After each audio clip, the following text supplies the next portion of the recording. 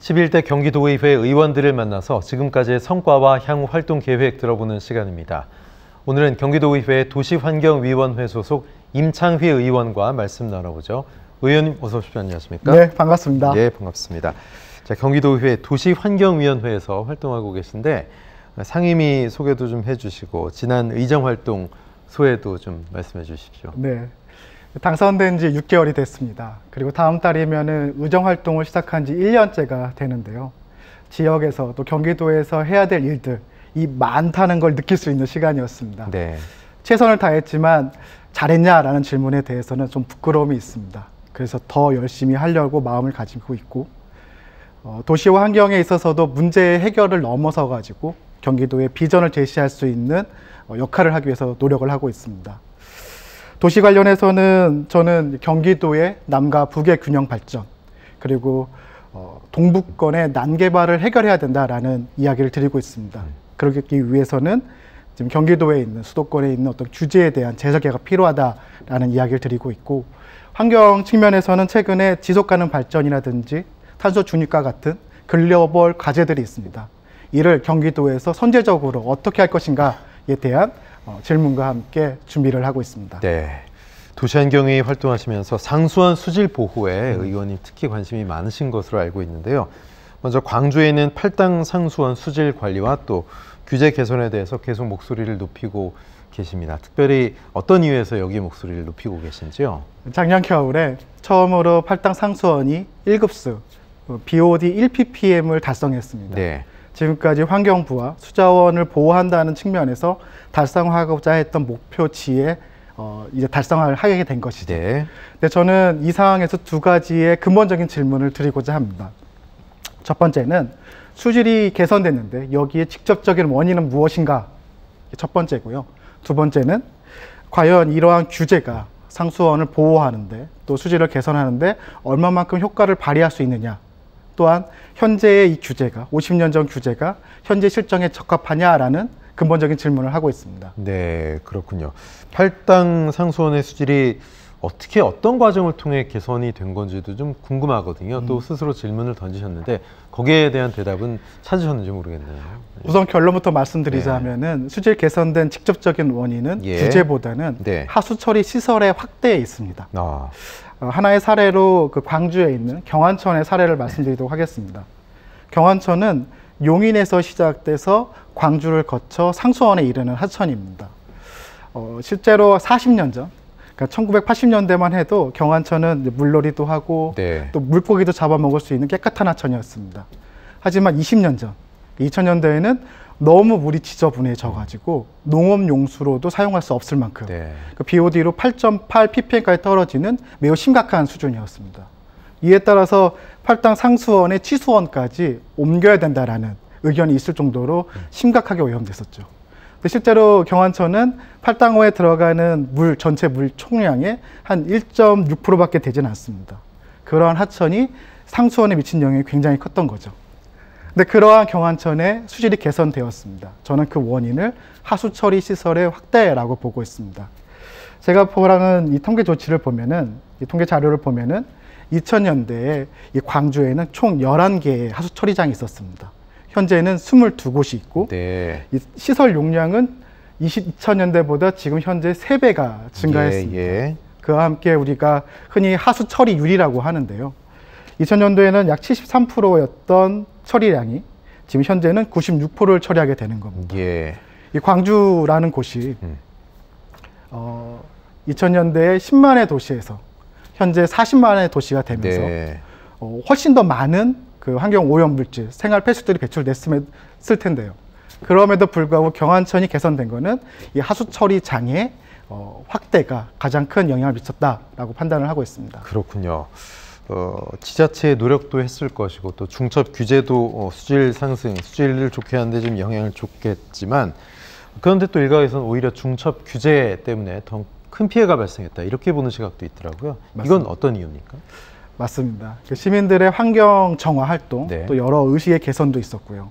또 공공에서도 다양한 노력을 통해서 현재 수질 개선을 했다고 볼 수 있습니다. 하지만 이 수질 개선을 함에 있어서 중첩 규제에 대해서는 저희는 좀 더 명확하게 좀 판단을 해봐야 될 것 같은데요. 이 중축 규제가 낳은 가장 부정적인 결과물이 바로 난개발입니다. 예를 들어서 광주가 10만에서 40만의 인구가 증가하면서 우리가 흔히 신도시라고 말하는 것처럼 계획적인 도시 개발로 이루어진 것이 아니라 난개발에 의해서 진행됐습니다. 난개발이라는 것은 뭐 교통, 교육의 문제뿐만 아니라 환경에서도 그 부하를 키우게 됩니다. 더 넓은 지역을 개발하게 되고요. 그 넓은 지역에서 배출되는 여러 환경 오염 물질을 제대로 컨트롤할 수 없게 되는 거죠. 그로 인해서 광주와 같은 곳은 상수원 보호구역과 이 동부권은 주민들의 생활도 불편하고 또 그에 따라서 환경 오염이라든지 이 도시를 관리하는 비용도 더 급격하게 증가하고 있는 상황입니다. 네, 그렇군요. 의원님께서는 행정의 칸막이를 넘어서 소통하고 협력해야 한다 이렇게 말씀하고 계신데 이게 어떤 의미인지 말씀해 주시죠. 두 번째 주제이기도 한데요. 저희가 있는 광주라는 곳은 잘 보존된 자연 환경이 있습니다. 그리고 또 서울과 수도권의 입지가 좋기 때문에 여러 가지 시설들이 있는데요. 그중에 제가 행정과 관련해서 오늘 이야기 드리고 싶은 시설은 광주에 있는 태촌이라는 지역에 있는 몇 가지 시설입니다. 첫 번째 시설은 경기도 교육청에서 운영하고 있는 청소년 야영장이고요. 또 바로 옆에 서울시 교육청에서 운영하는 야영장도 있습니다.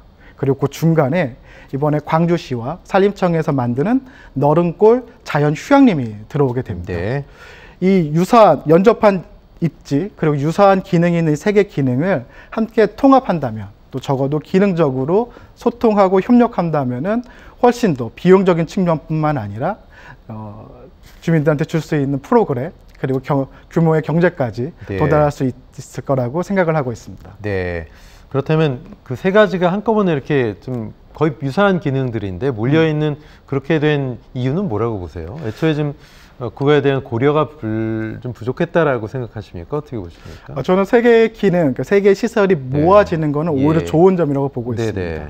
특히나 이 광주, 태촌이 가지고 있는 입지는 상수원과 개발 제한 구역으로 자연 환경이 좋고요. 그렇기 때문에 수도권의 시민들이 휴양과 또 여러 가지 프로그램을 하기에 좋은 적지입니다. 근데 지금 저희한테 주어진 과제는 이러한 시설들을 얼마나 효과적으로 운영할까인데요. 지금 현재도 확인된 몇 가지 문제점이 있습니다. 일단 첫 번째는 청소년 야영장과 같은 경우에는 최근에 청소년 인구가 줄어들면서 그 운영이 좀 어려움이 있고 또 하나는 수요층이 예전에는 학교 단위로 또는 학교의 반 단위로 이제 많이 방문을 했었는데 최근에는 그 수요의 타겟도 가족 단위 또는 동아리 단위로 변형되고 있습니다. 그래서 실제로 그 청소년 야영장에 대한 분석한 보고서를 봐도 청소년 야영장이 아니라 일반 야영장으로 전환하는 게 더 효과적일 수 있다라는 이야기도 있습니다. 또 그와 함께 휴양시설에 있어서도 휴양시설은 여름 휴가철이나 주말에는 굉장히 많은 시민들이 이용하고자 합니다. 근데 반면에 겨울이라든지 평일에는 이용객이 별로 없는 상황이죠. 만약에 평일과 이런 겨울철에도 다양한 청소년 관련된 프로그램이 진행된다면은 저는 이 세 개의 그 시설이 연계하면서 훨씬 더 시너지를 낼 수 있다고 보고 있습니다. 예, 그렇군요. 지난해 12월에는 의원님이 좌장을 맡아서 경기도 행정통합을 통한 기능 활성화 및 효율성 증진 방안 정책 토론회를 개최해서 좋은 반응이었습니다. 지금 말씀하셨던 야영장, 휴양림 이런 것도 결국은 뭐 어떤 행정통합을 통한 효율성 증진 그런 일환이 아닐까 싶은데 맞습니다. 어떤 마음이셨습니까? 처음 의원 활동을 시작하면서 이거만큼은 쉽게 해결할 수 있다라고 해서 정책 토론을 시작했습니다. 하지만 소통과 협력도 어렵지만 이 통합은 더더욱 어렵다라는 거를 체감할 수 있었던 자리이기도 했는데요. 저는 그 자리에서 말씀드렸던 거는 이 세 개의 시설을 통합하는 걸 넘어서 가지고 주민들이 원하는 더 많은 서비스에 대한 제안도 했었습니다. 가령 예를 들면은 저희 주민들은 이 세 개 시설에 대해서 약간은 부정적인 시각이 있습니다. 왜냐하면 여기 방문하시는 분들이 요 안에서만 시설 안에서만 소비를 하시고 지역 주민들한테는 큰 경제적 효과가 없거든요. 저는 그러한 문제를 해결하기 위해서 그 시설 안에 주민들의 어떤 일자리 또 식당의 운영권과 같은 좀 주민들과 소통을 통해서 더 좋은 운영 방안을 찾기를 좀 부탁드렸습니다. 또한 이 광주시와 또 수도권이 다 마찬가지긴 하지만 장애인분들, 어르신들을 위한 산책로라든지 시설이 부족한데요. 예. 이 넓은 산지를 이용해서, 공간을 이용해서 그러한 무장애 시설도 놓자라는 걸 제안했습니다. 또 하나는 이 지역에 보면은 사회적 경제, 공동체, 교육단체들이 활동을 하고 싶지만 활동하기 어렵습니다. 네. 사실 공간이 없기 때문이거든요.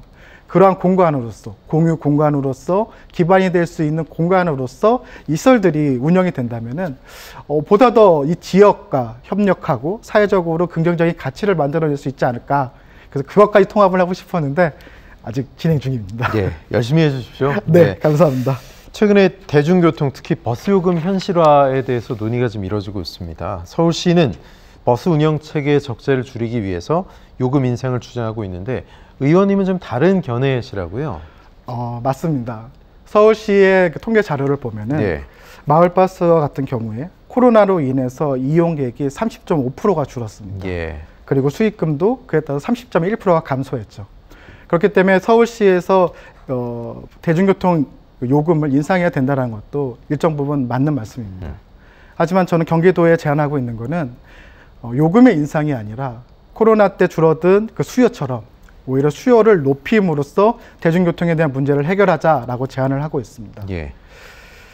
특히 최근에 전기나 가스 요금과 같이 서민 경제에 심각한 타격을 주는 그런 네. 공공요금이 증가하면서 교통요금까지 증가하게 된다면 서민 경제에 더 큰 부정적 영향을 주게 되고, 이거는 뭐 버스 업계라든지 대중교통 관련된 예산을 조금 줄이겠다는 생각이 오히려 사회적으로는 더 큰 부정적 비용을 발생시킬 수 있다는 생각을 가지고 있습니다. 예, 코로나 때 이 수요가 줄었다는 거는 상대적으로 많이 움직이지들 않으셨고 또 대중교통 이용하는데 좀 거리낌도 있으셨을 텐데 생각은 참 좋은데 인위적으로 수요를 늘리는 것도 참 쉽지는 않을 것 같다는 생각이 들거든요. 어떻게 보십니까? 서울과 같은 경우에는 네. 자가용을 이용하시는 분들이 한 전체 시민들의 한 30에서 40%입니다. 예. 나머지는 이제 대중교통을 이용하고 있죠. 네. 경기도는 그보다 훨씬 더 대중교통 이용비율이 적습니다. 예. 저희 광주 같은 경우에는 자가용을 쓰는 비용이 70%고 대중교통을 이용하는 비용은 20-30%밖에 안 됩니다. 네. 그렇다고 하면은 뭐 도로를 만들거나 교통 인프라를 개선하는 노력도 물론 있어야 되겠지만 더 중요한 거는 대중교통으로만, 자동차를 이용해서 이동하시는 분들이 대중교통으로만 전환해도 대중교통도 활성화되고 교통 문제도 해결할 수 있는 두 가지의 편익을 가져올 수 있다고 생각을 하고 있습니다. 네, 그분들을 그럼 대중교통으로 이동하게 하려면 어떤 좀 유인책이 있어야 될 것 같은데요. 맞습니다. 편리하셔야 될 거고 일단, 그죠? 맞습니다. 네. 제가 말씀드리고 싶은 건 올해 5월에 네. 독일에서 49유로 교통티켓이라는 정책을 시행했습니다.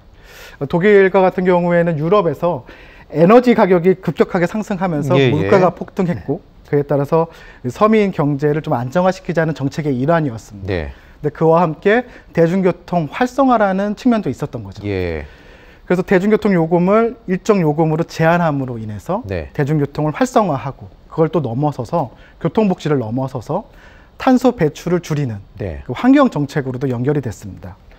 올해 사업이 시작되기 전에 작년도에 9유로 티켓이라는 시범 사업을 3개월간 진행했습니다.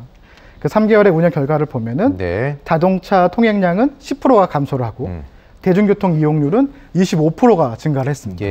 그에 따라서 오질가스 배출량은 180만 톤이 감축되는 효과를 얻게 된 거죠.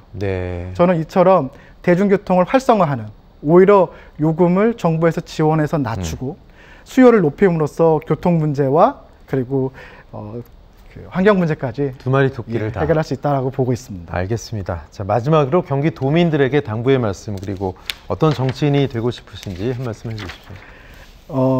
저는 경기도와 그 수도권, 이 수도권의 미래 도시를 제시하는 비전을 만드는 정치인이 되고 싶습니다. 많은 시민들이 미래의 도시에 대해서 이런 말씀을 하십니다.